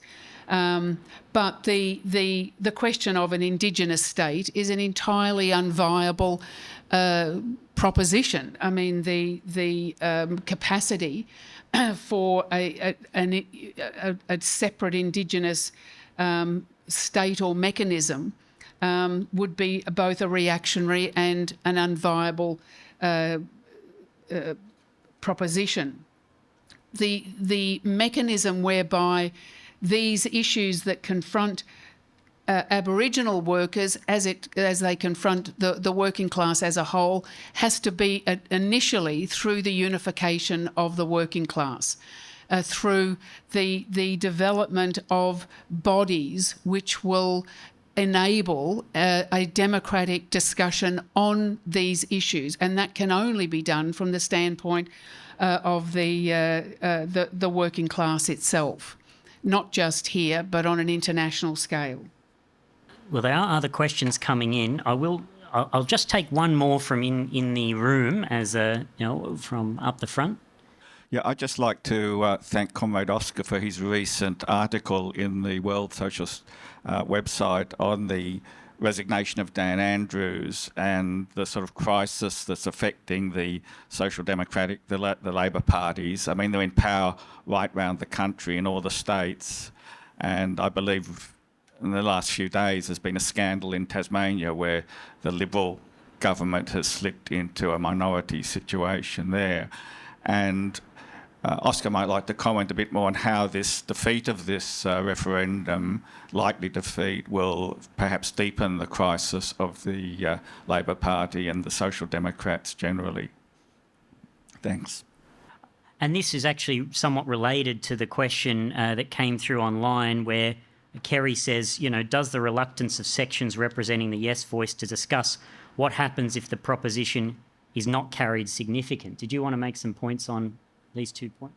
Yeah, I think as we discussed, in the reports, there is a significant crisis of bourgeois rule developing in this country, and it's not just the voice. We saw with the federal election last year. Labor scraped into office with a primary vote of less than 33%, which was its lowest level since the early 1930s. Labor and the trade unions, the historic props of bourgeois rule, are in a huge crisis in this country. They've lost any mass base in the working class, and they're carrying out a deeply unpopular agenda.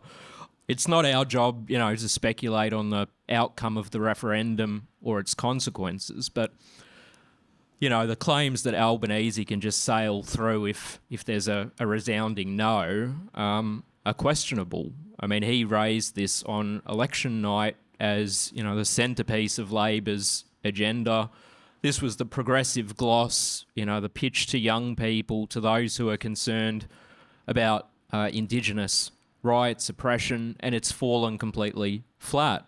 I think as Cheryl raised in her remarks, what else can Labor appeal on if this fails? They're not about to hold a referendum on AUKUS, on tax cuts for the rich, or anything else. So there is a major political crisis developing. I think the departure of Daniel Andrews, following what happened with Jacinda Ardern in New Zealand, McGowan in WA, is symptomatic. These are canny political figures who recognise that there's a shift underway. They have to carry out, intense austerity measures under conditions where there is growing social opposition, and they're making an exit. The issue with, the crisis of the Labor government is, at this point, the bourgeoisie doesn't have an alternative. Peter Dutton, the coalition are also in a deep-going crisis. So, any conception that Australia is exceptional, that, the political storms abroad won't visit our shores is profoundly false. And I think this crisis that's developing does presage major, social struggles by the working class. That's what's on the agenda. But the critical issue is building a political leadership to take those forward, which we're fighting to do. We will take an answer to the points that Alexia made from Comrade Nick. Nick is the former National Secretary of the SEP and regular writer for the website. He's going to tune in online to make some points on this.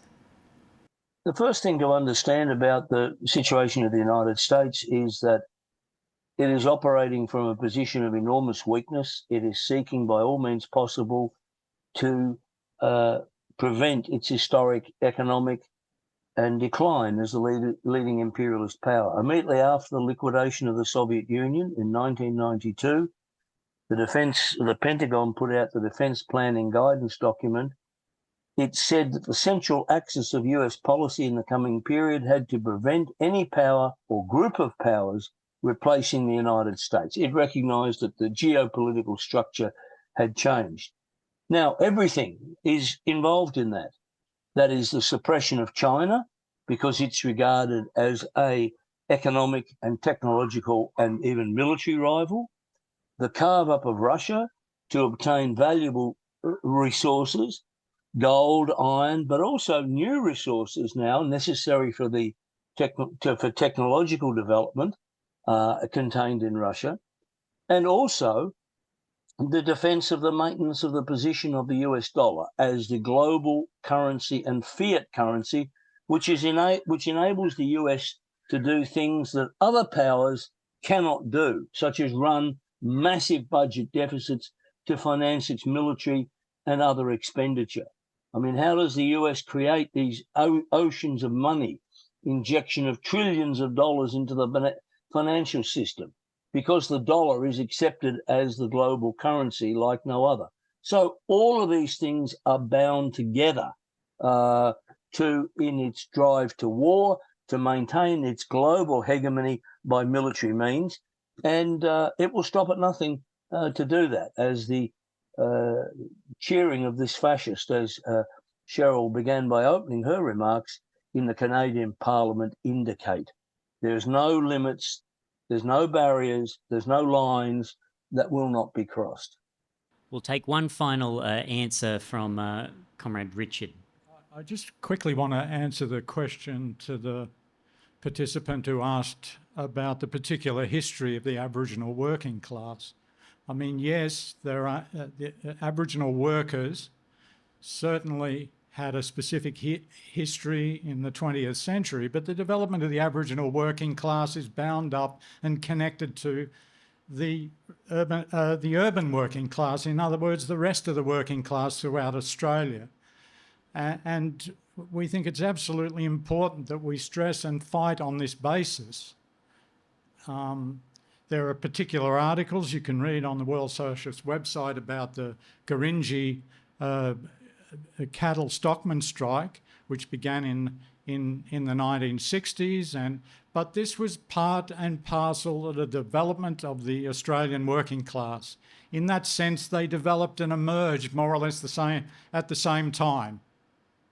And the Australian working class, who were they? They were those individuals that came with the first fleet and others who came as indentured labour later, etc., etc. So what we've got to fight for as part of this development is for the unity of the working class. There are particular problems in remote and regional areas that confront Aboriginal people, Aboriginal workers, but these can't be resolved independently and outside of a unified movement of the whole working class against the capitalist system. Look, thank you, Richard, for those remarks. And I'd also like to thank our panellists again for their contributions, their answers. I think the discussion has been on a really high, theoretical and historical level. And I also thank those online, comrades online, for both speaking and asking questions. We will unfortunately have to draw the question and answer portion to a close now, but certainly this campaign doesn't end here. I mean, there are still 2 weeks to go to begin with, just under 2 weeks to go to October 14th. We want to have plenty more discussion with everyone who's involved online and here today. We want to answer your questions, but we also want you to get involved. Now, online, we will be posting a link to a Google document. If you would like to get involved and help our campaign and develop it, it is wholly unique. It cuts across, all the lies that are being put forward, both in the yes and no camp, and offers an independent perspective for the working class. You can get involved if the tech team can put that in the chat. For those here, let us know. Speak to us afterwards, and join our campaign and take up a fight for this active boycott. But an essential component of that campaign, of the development of the campaign, is to develop your historical knowledge. Many aspects of of the history of the Aboriginal working class were went through by comrades in their reports and in their answers. But part of that also requires independent study, that is, a study of the documents that we have for sale in the literature table up in the corner, which I encourage everyone to have a look at after the meeting. You can also find them online, and we will send links in the chat. And we are offering a few specials today as part of our active boycott campaign.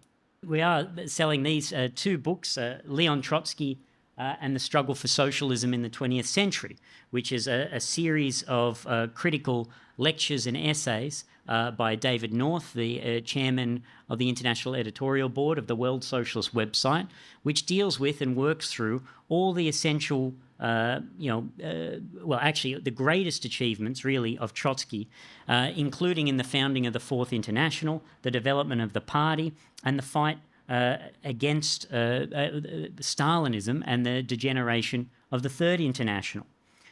This book was written and the essays contained in it over a 40-year period and really seek to bring the rich historical lessons to a new generation of workers and young people in order to resolve the historical crisis of mankind.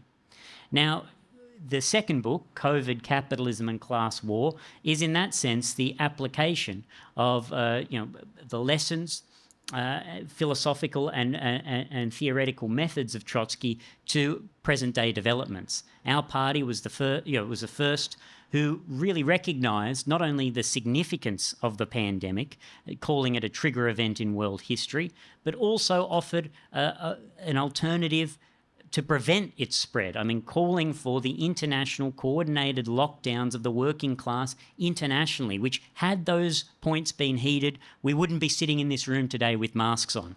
This contains a series of our statements, articles and essays produced just within the first year of the pandemic. And they are incredible and very well put together with a new introduction. I mean, I very much encourage you to purchase that. There is no other book like this on the market that actually deals with, this trigger event in world history that is the pandemic. So they are on a special price today, $60 plus postage if you're online, but you can purchase them together at the book stall. The next one is two very important books. One is The Workers' Inquiry into the Death of Daniel Yock. Now, this volume is a record of the campaign waged by our party, the precursor to the Socialist Equality Party, the Socialist Labour League, which was really conducted under conditions of strenuous efforts by the state to silence, the inquiry and this death. I mean, this inquiry exposed not only the ongoing police violence against Aboriginal population, but also that this ongoing violence, and in particular the role, that was being carried out by the police and the state, was not possible except without the assistance of a small layer of the middle-class Aboriginal elite. These individuals, particularly around the Aboriginal legal service, were so hostile to the inquiry that they threatened violence against those involved in the inquiry. But it also exposed, and I think this is critical, the broader social crisis facing the working class. I mean, it is a critical book. We've got it on sale today. in conjunction with the Northern Territory Intervention pamphlet, which, well, as I went through earlier, will go through our on-the-spot reporting in the Northern Territory and the analysis that we were able to make, which we were able to make very rapidly with its announcement. The preparations for the military intervention we were closely observing and warned about, and when it did occur, were able to produce a statement very, very rapidly on it. So I think together, it's 20% off together. It's $17 plus postage and handling if you're online. So I really encourage you to take advantage of this offer today. Finally, and I think this is the most important question, I encourage everybody here and online today to consider making the most important decision of your life and join the Socialist Equality Party. As I said before, the tactic of the active boycott reveals the essential strategic question, the necessity of the building of a revolutionary party, independent of all the political factions of the ruling elite, in anticipation of the mass struggles of the working class that we're already seeing develop internationally and are expressing themselves, whilst not as clearly, as openly in working class struggle in this country, but in a crisis of bourgeois rule, which certainly is developing just below the surface and will erupt. But what is required is a leadership that's ready to lead the working class on a socialist and internationalist perspective. So again, I encourage you here today, make the most important decision of your life and join the ranks of the Revolutionary Party in the fight for international socialism. So with those points, again, I would like to thank everybody online, thank our international guests, thanks Comrade Tom for participating and giving your report, as well as those others that are joining internationally. I thank everyone in the room for participating, for coming and adhering to the necessary COVID safety guidelines. And again, I on behalf of everybody, I thank again our panellists for their reports and answers. So with that, I will call the meeting closed. Thank you very much. Authorised by Cheryl Crisp for the Socialist Equality Party, Sydney.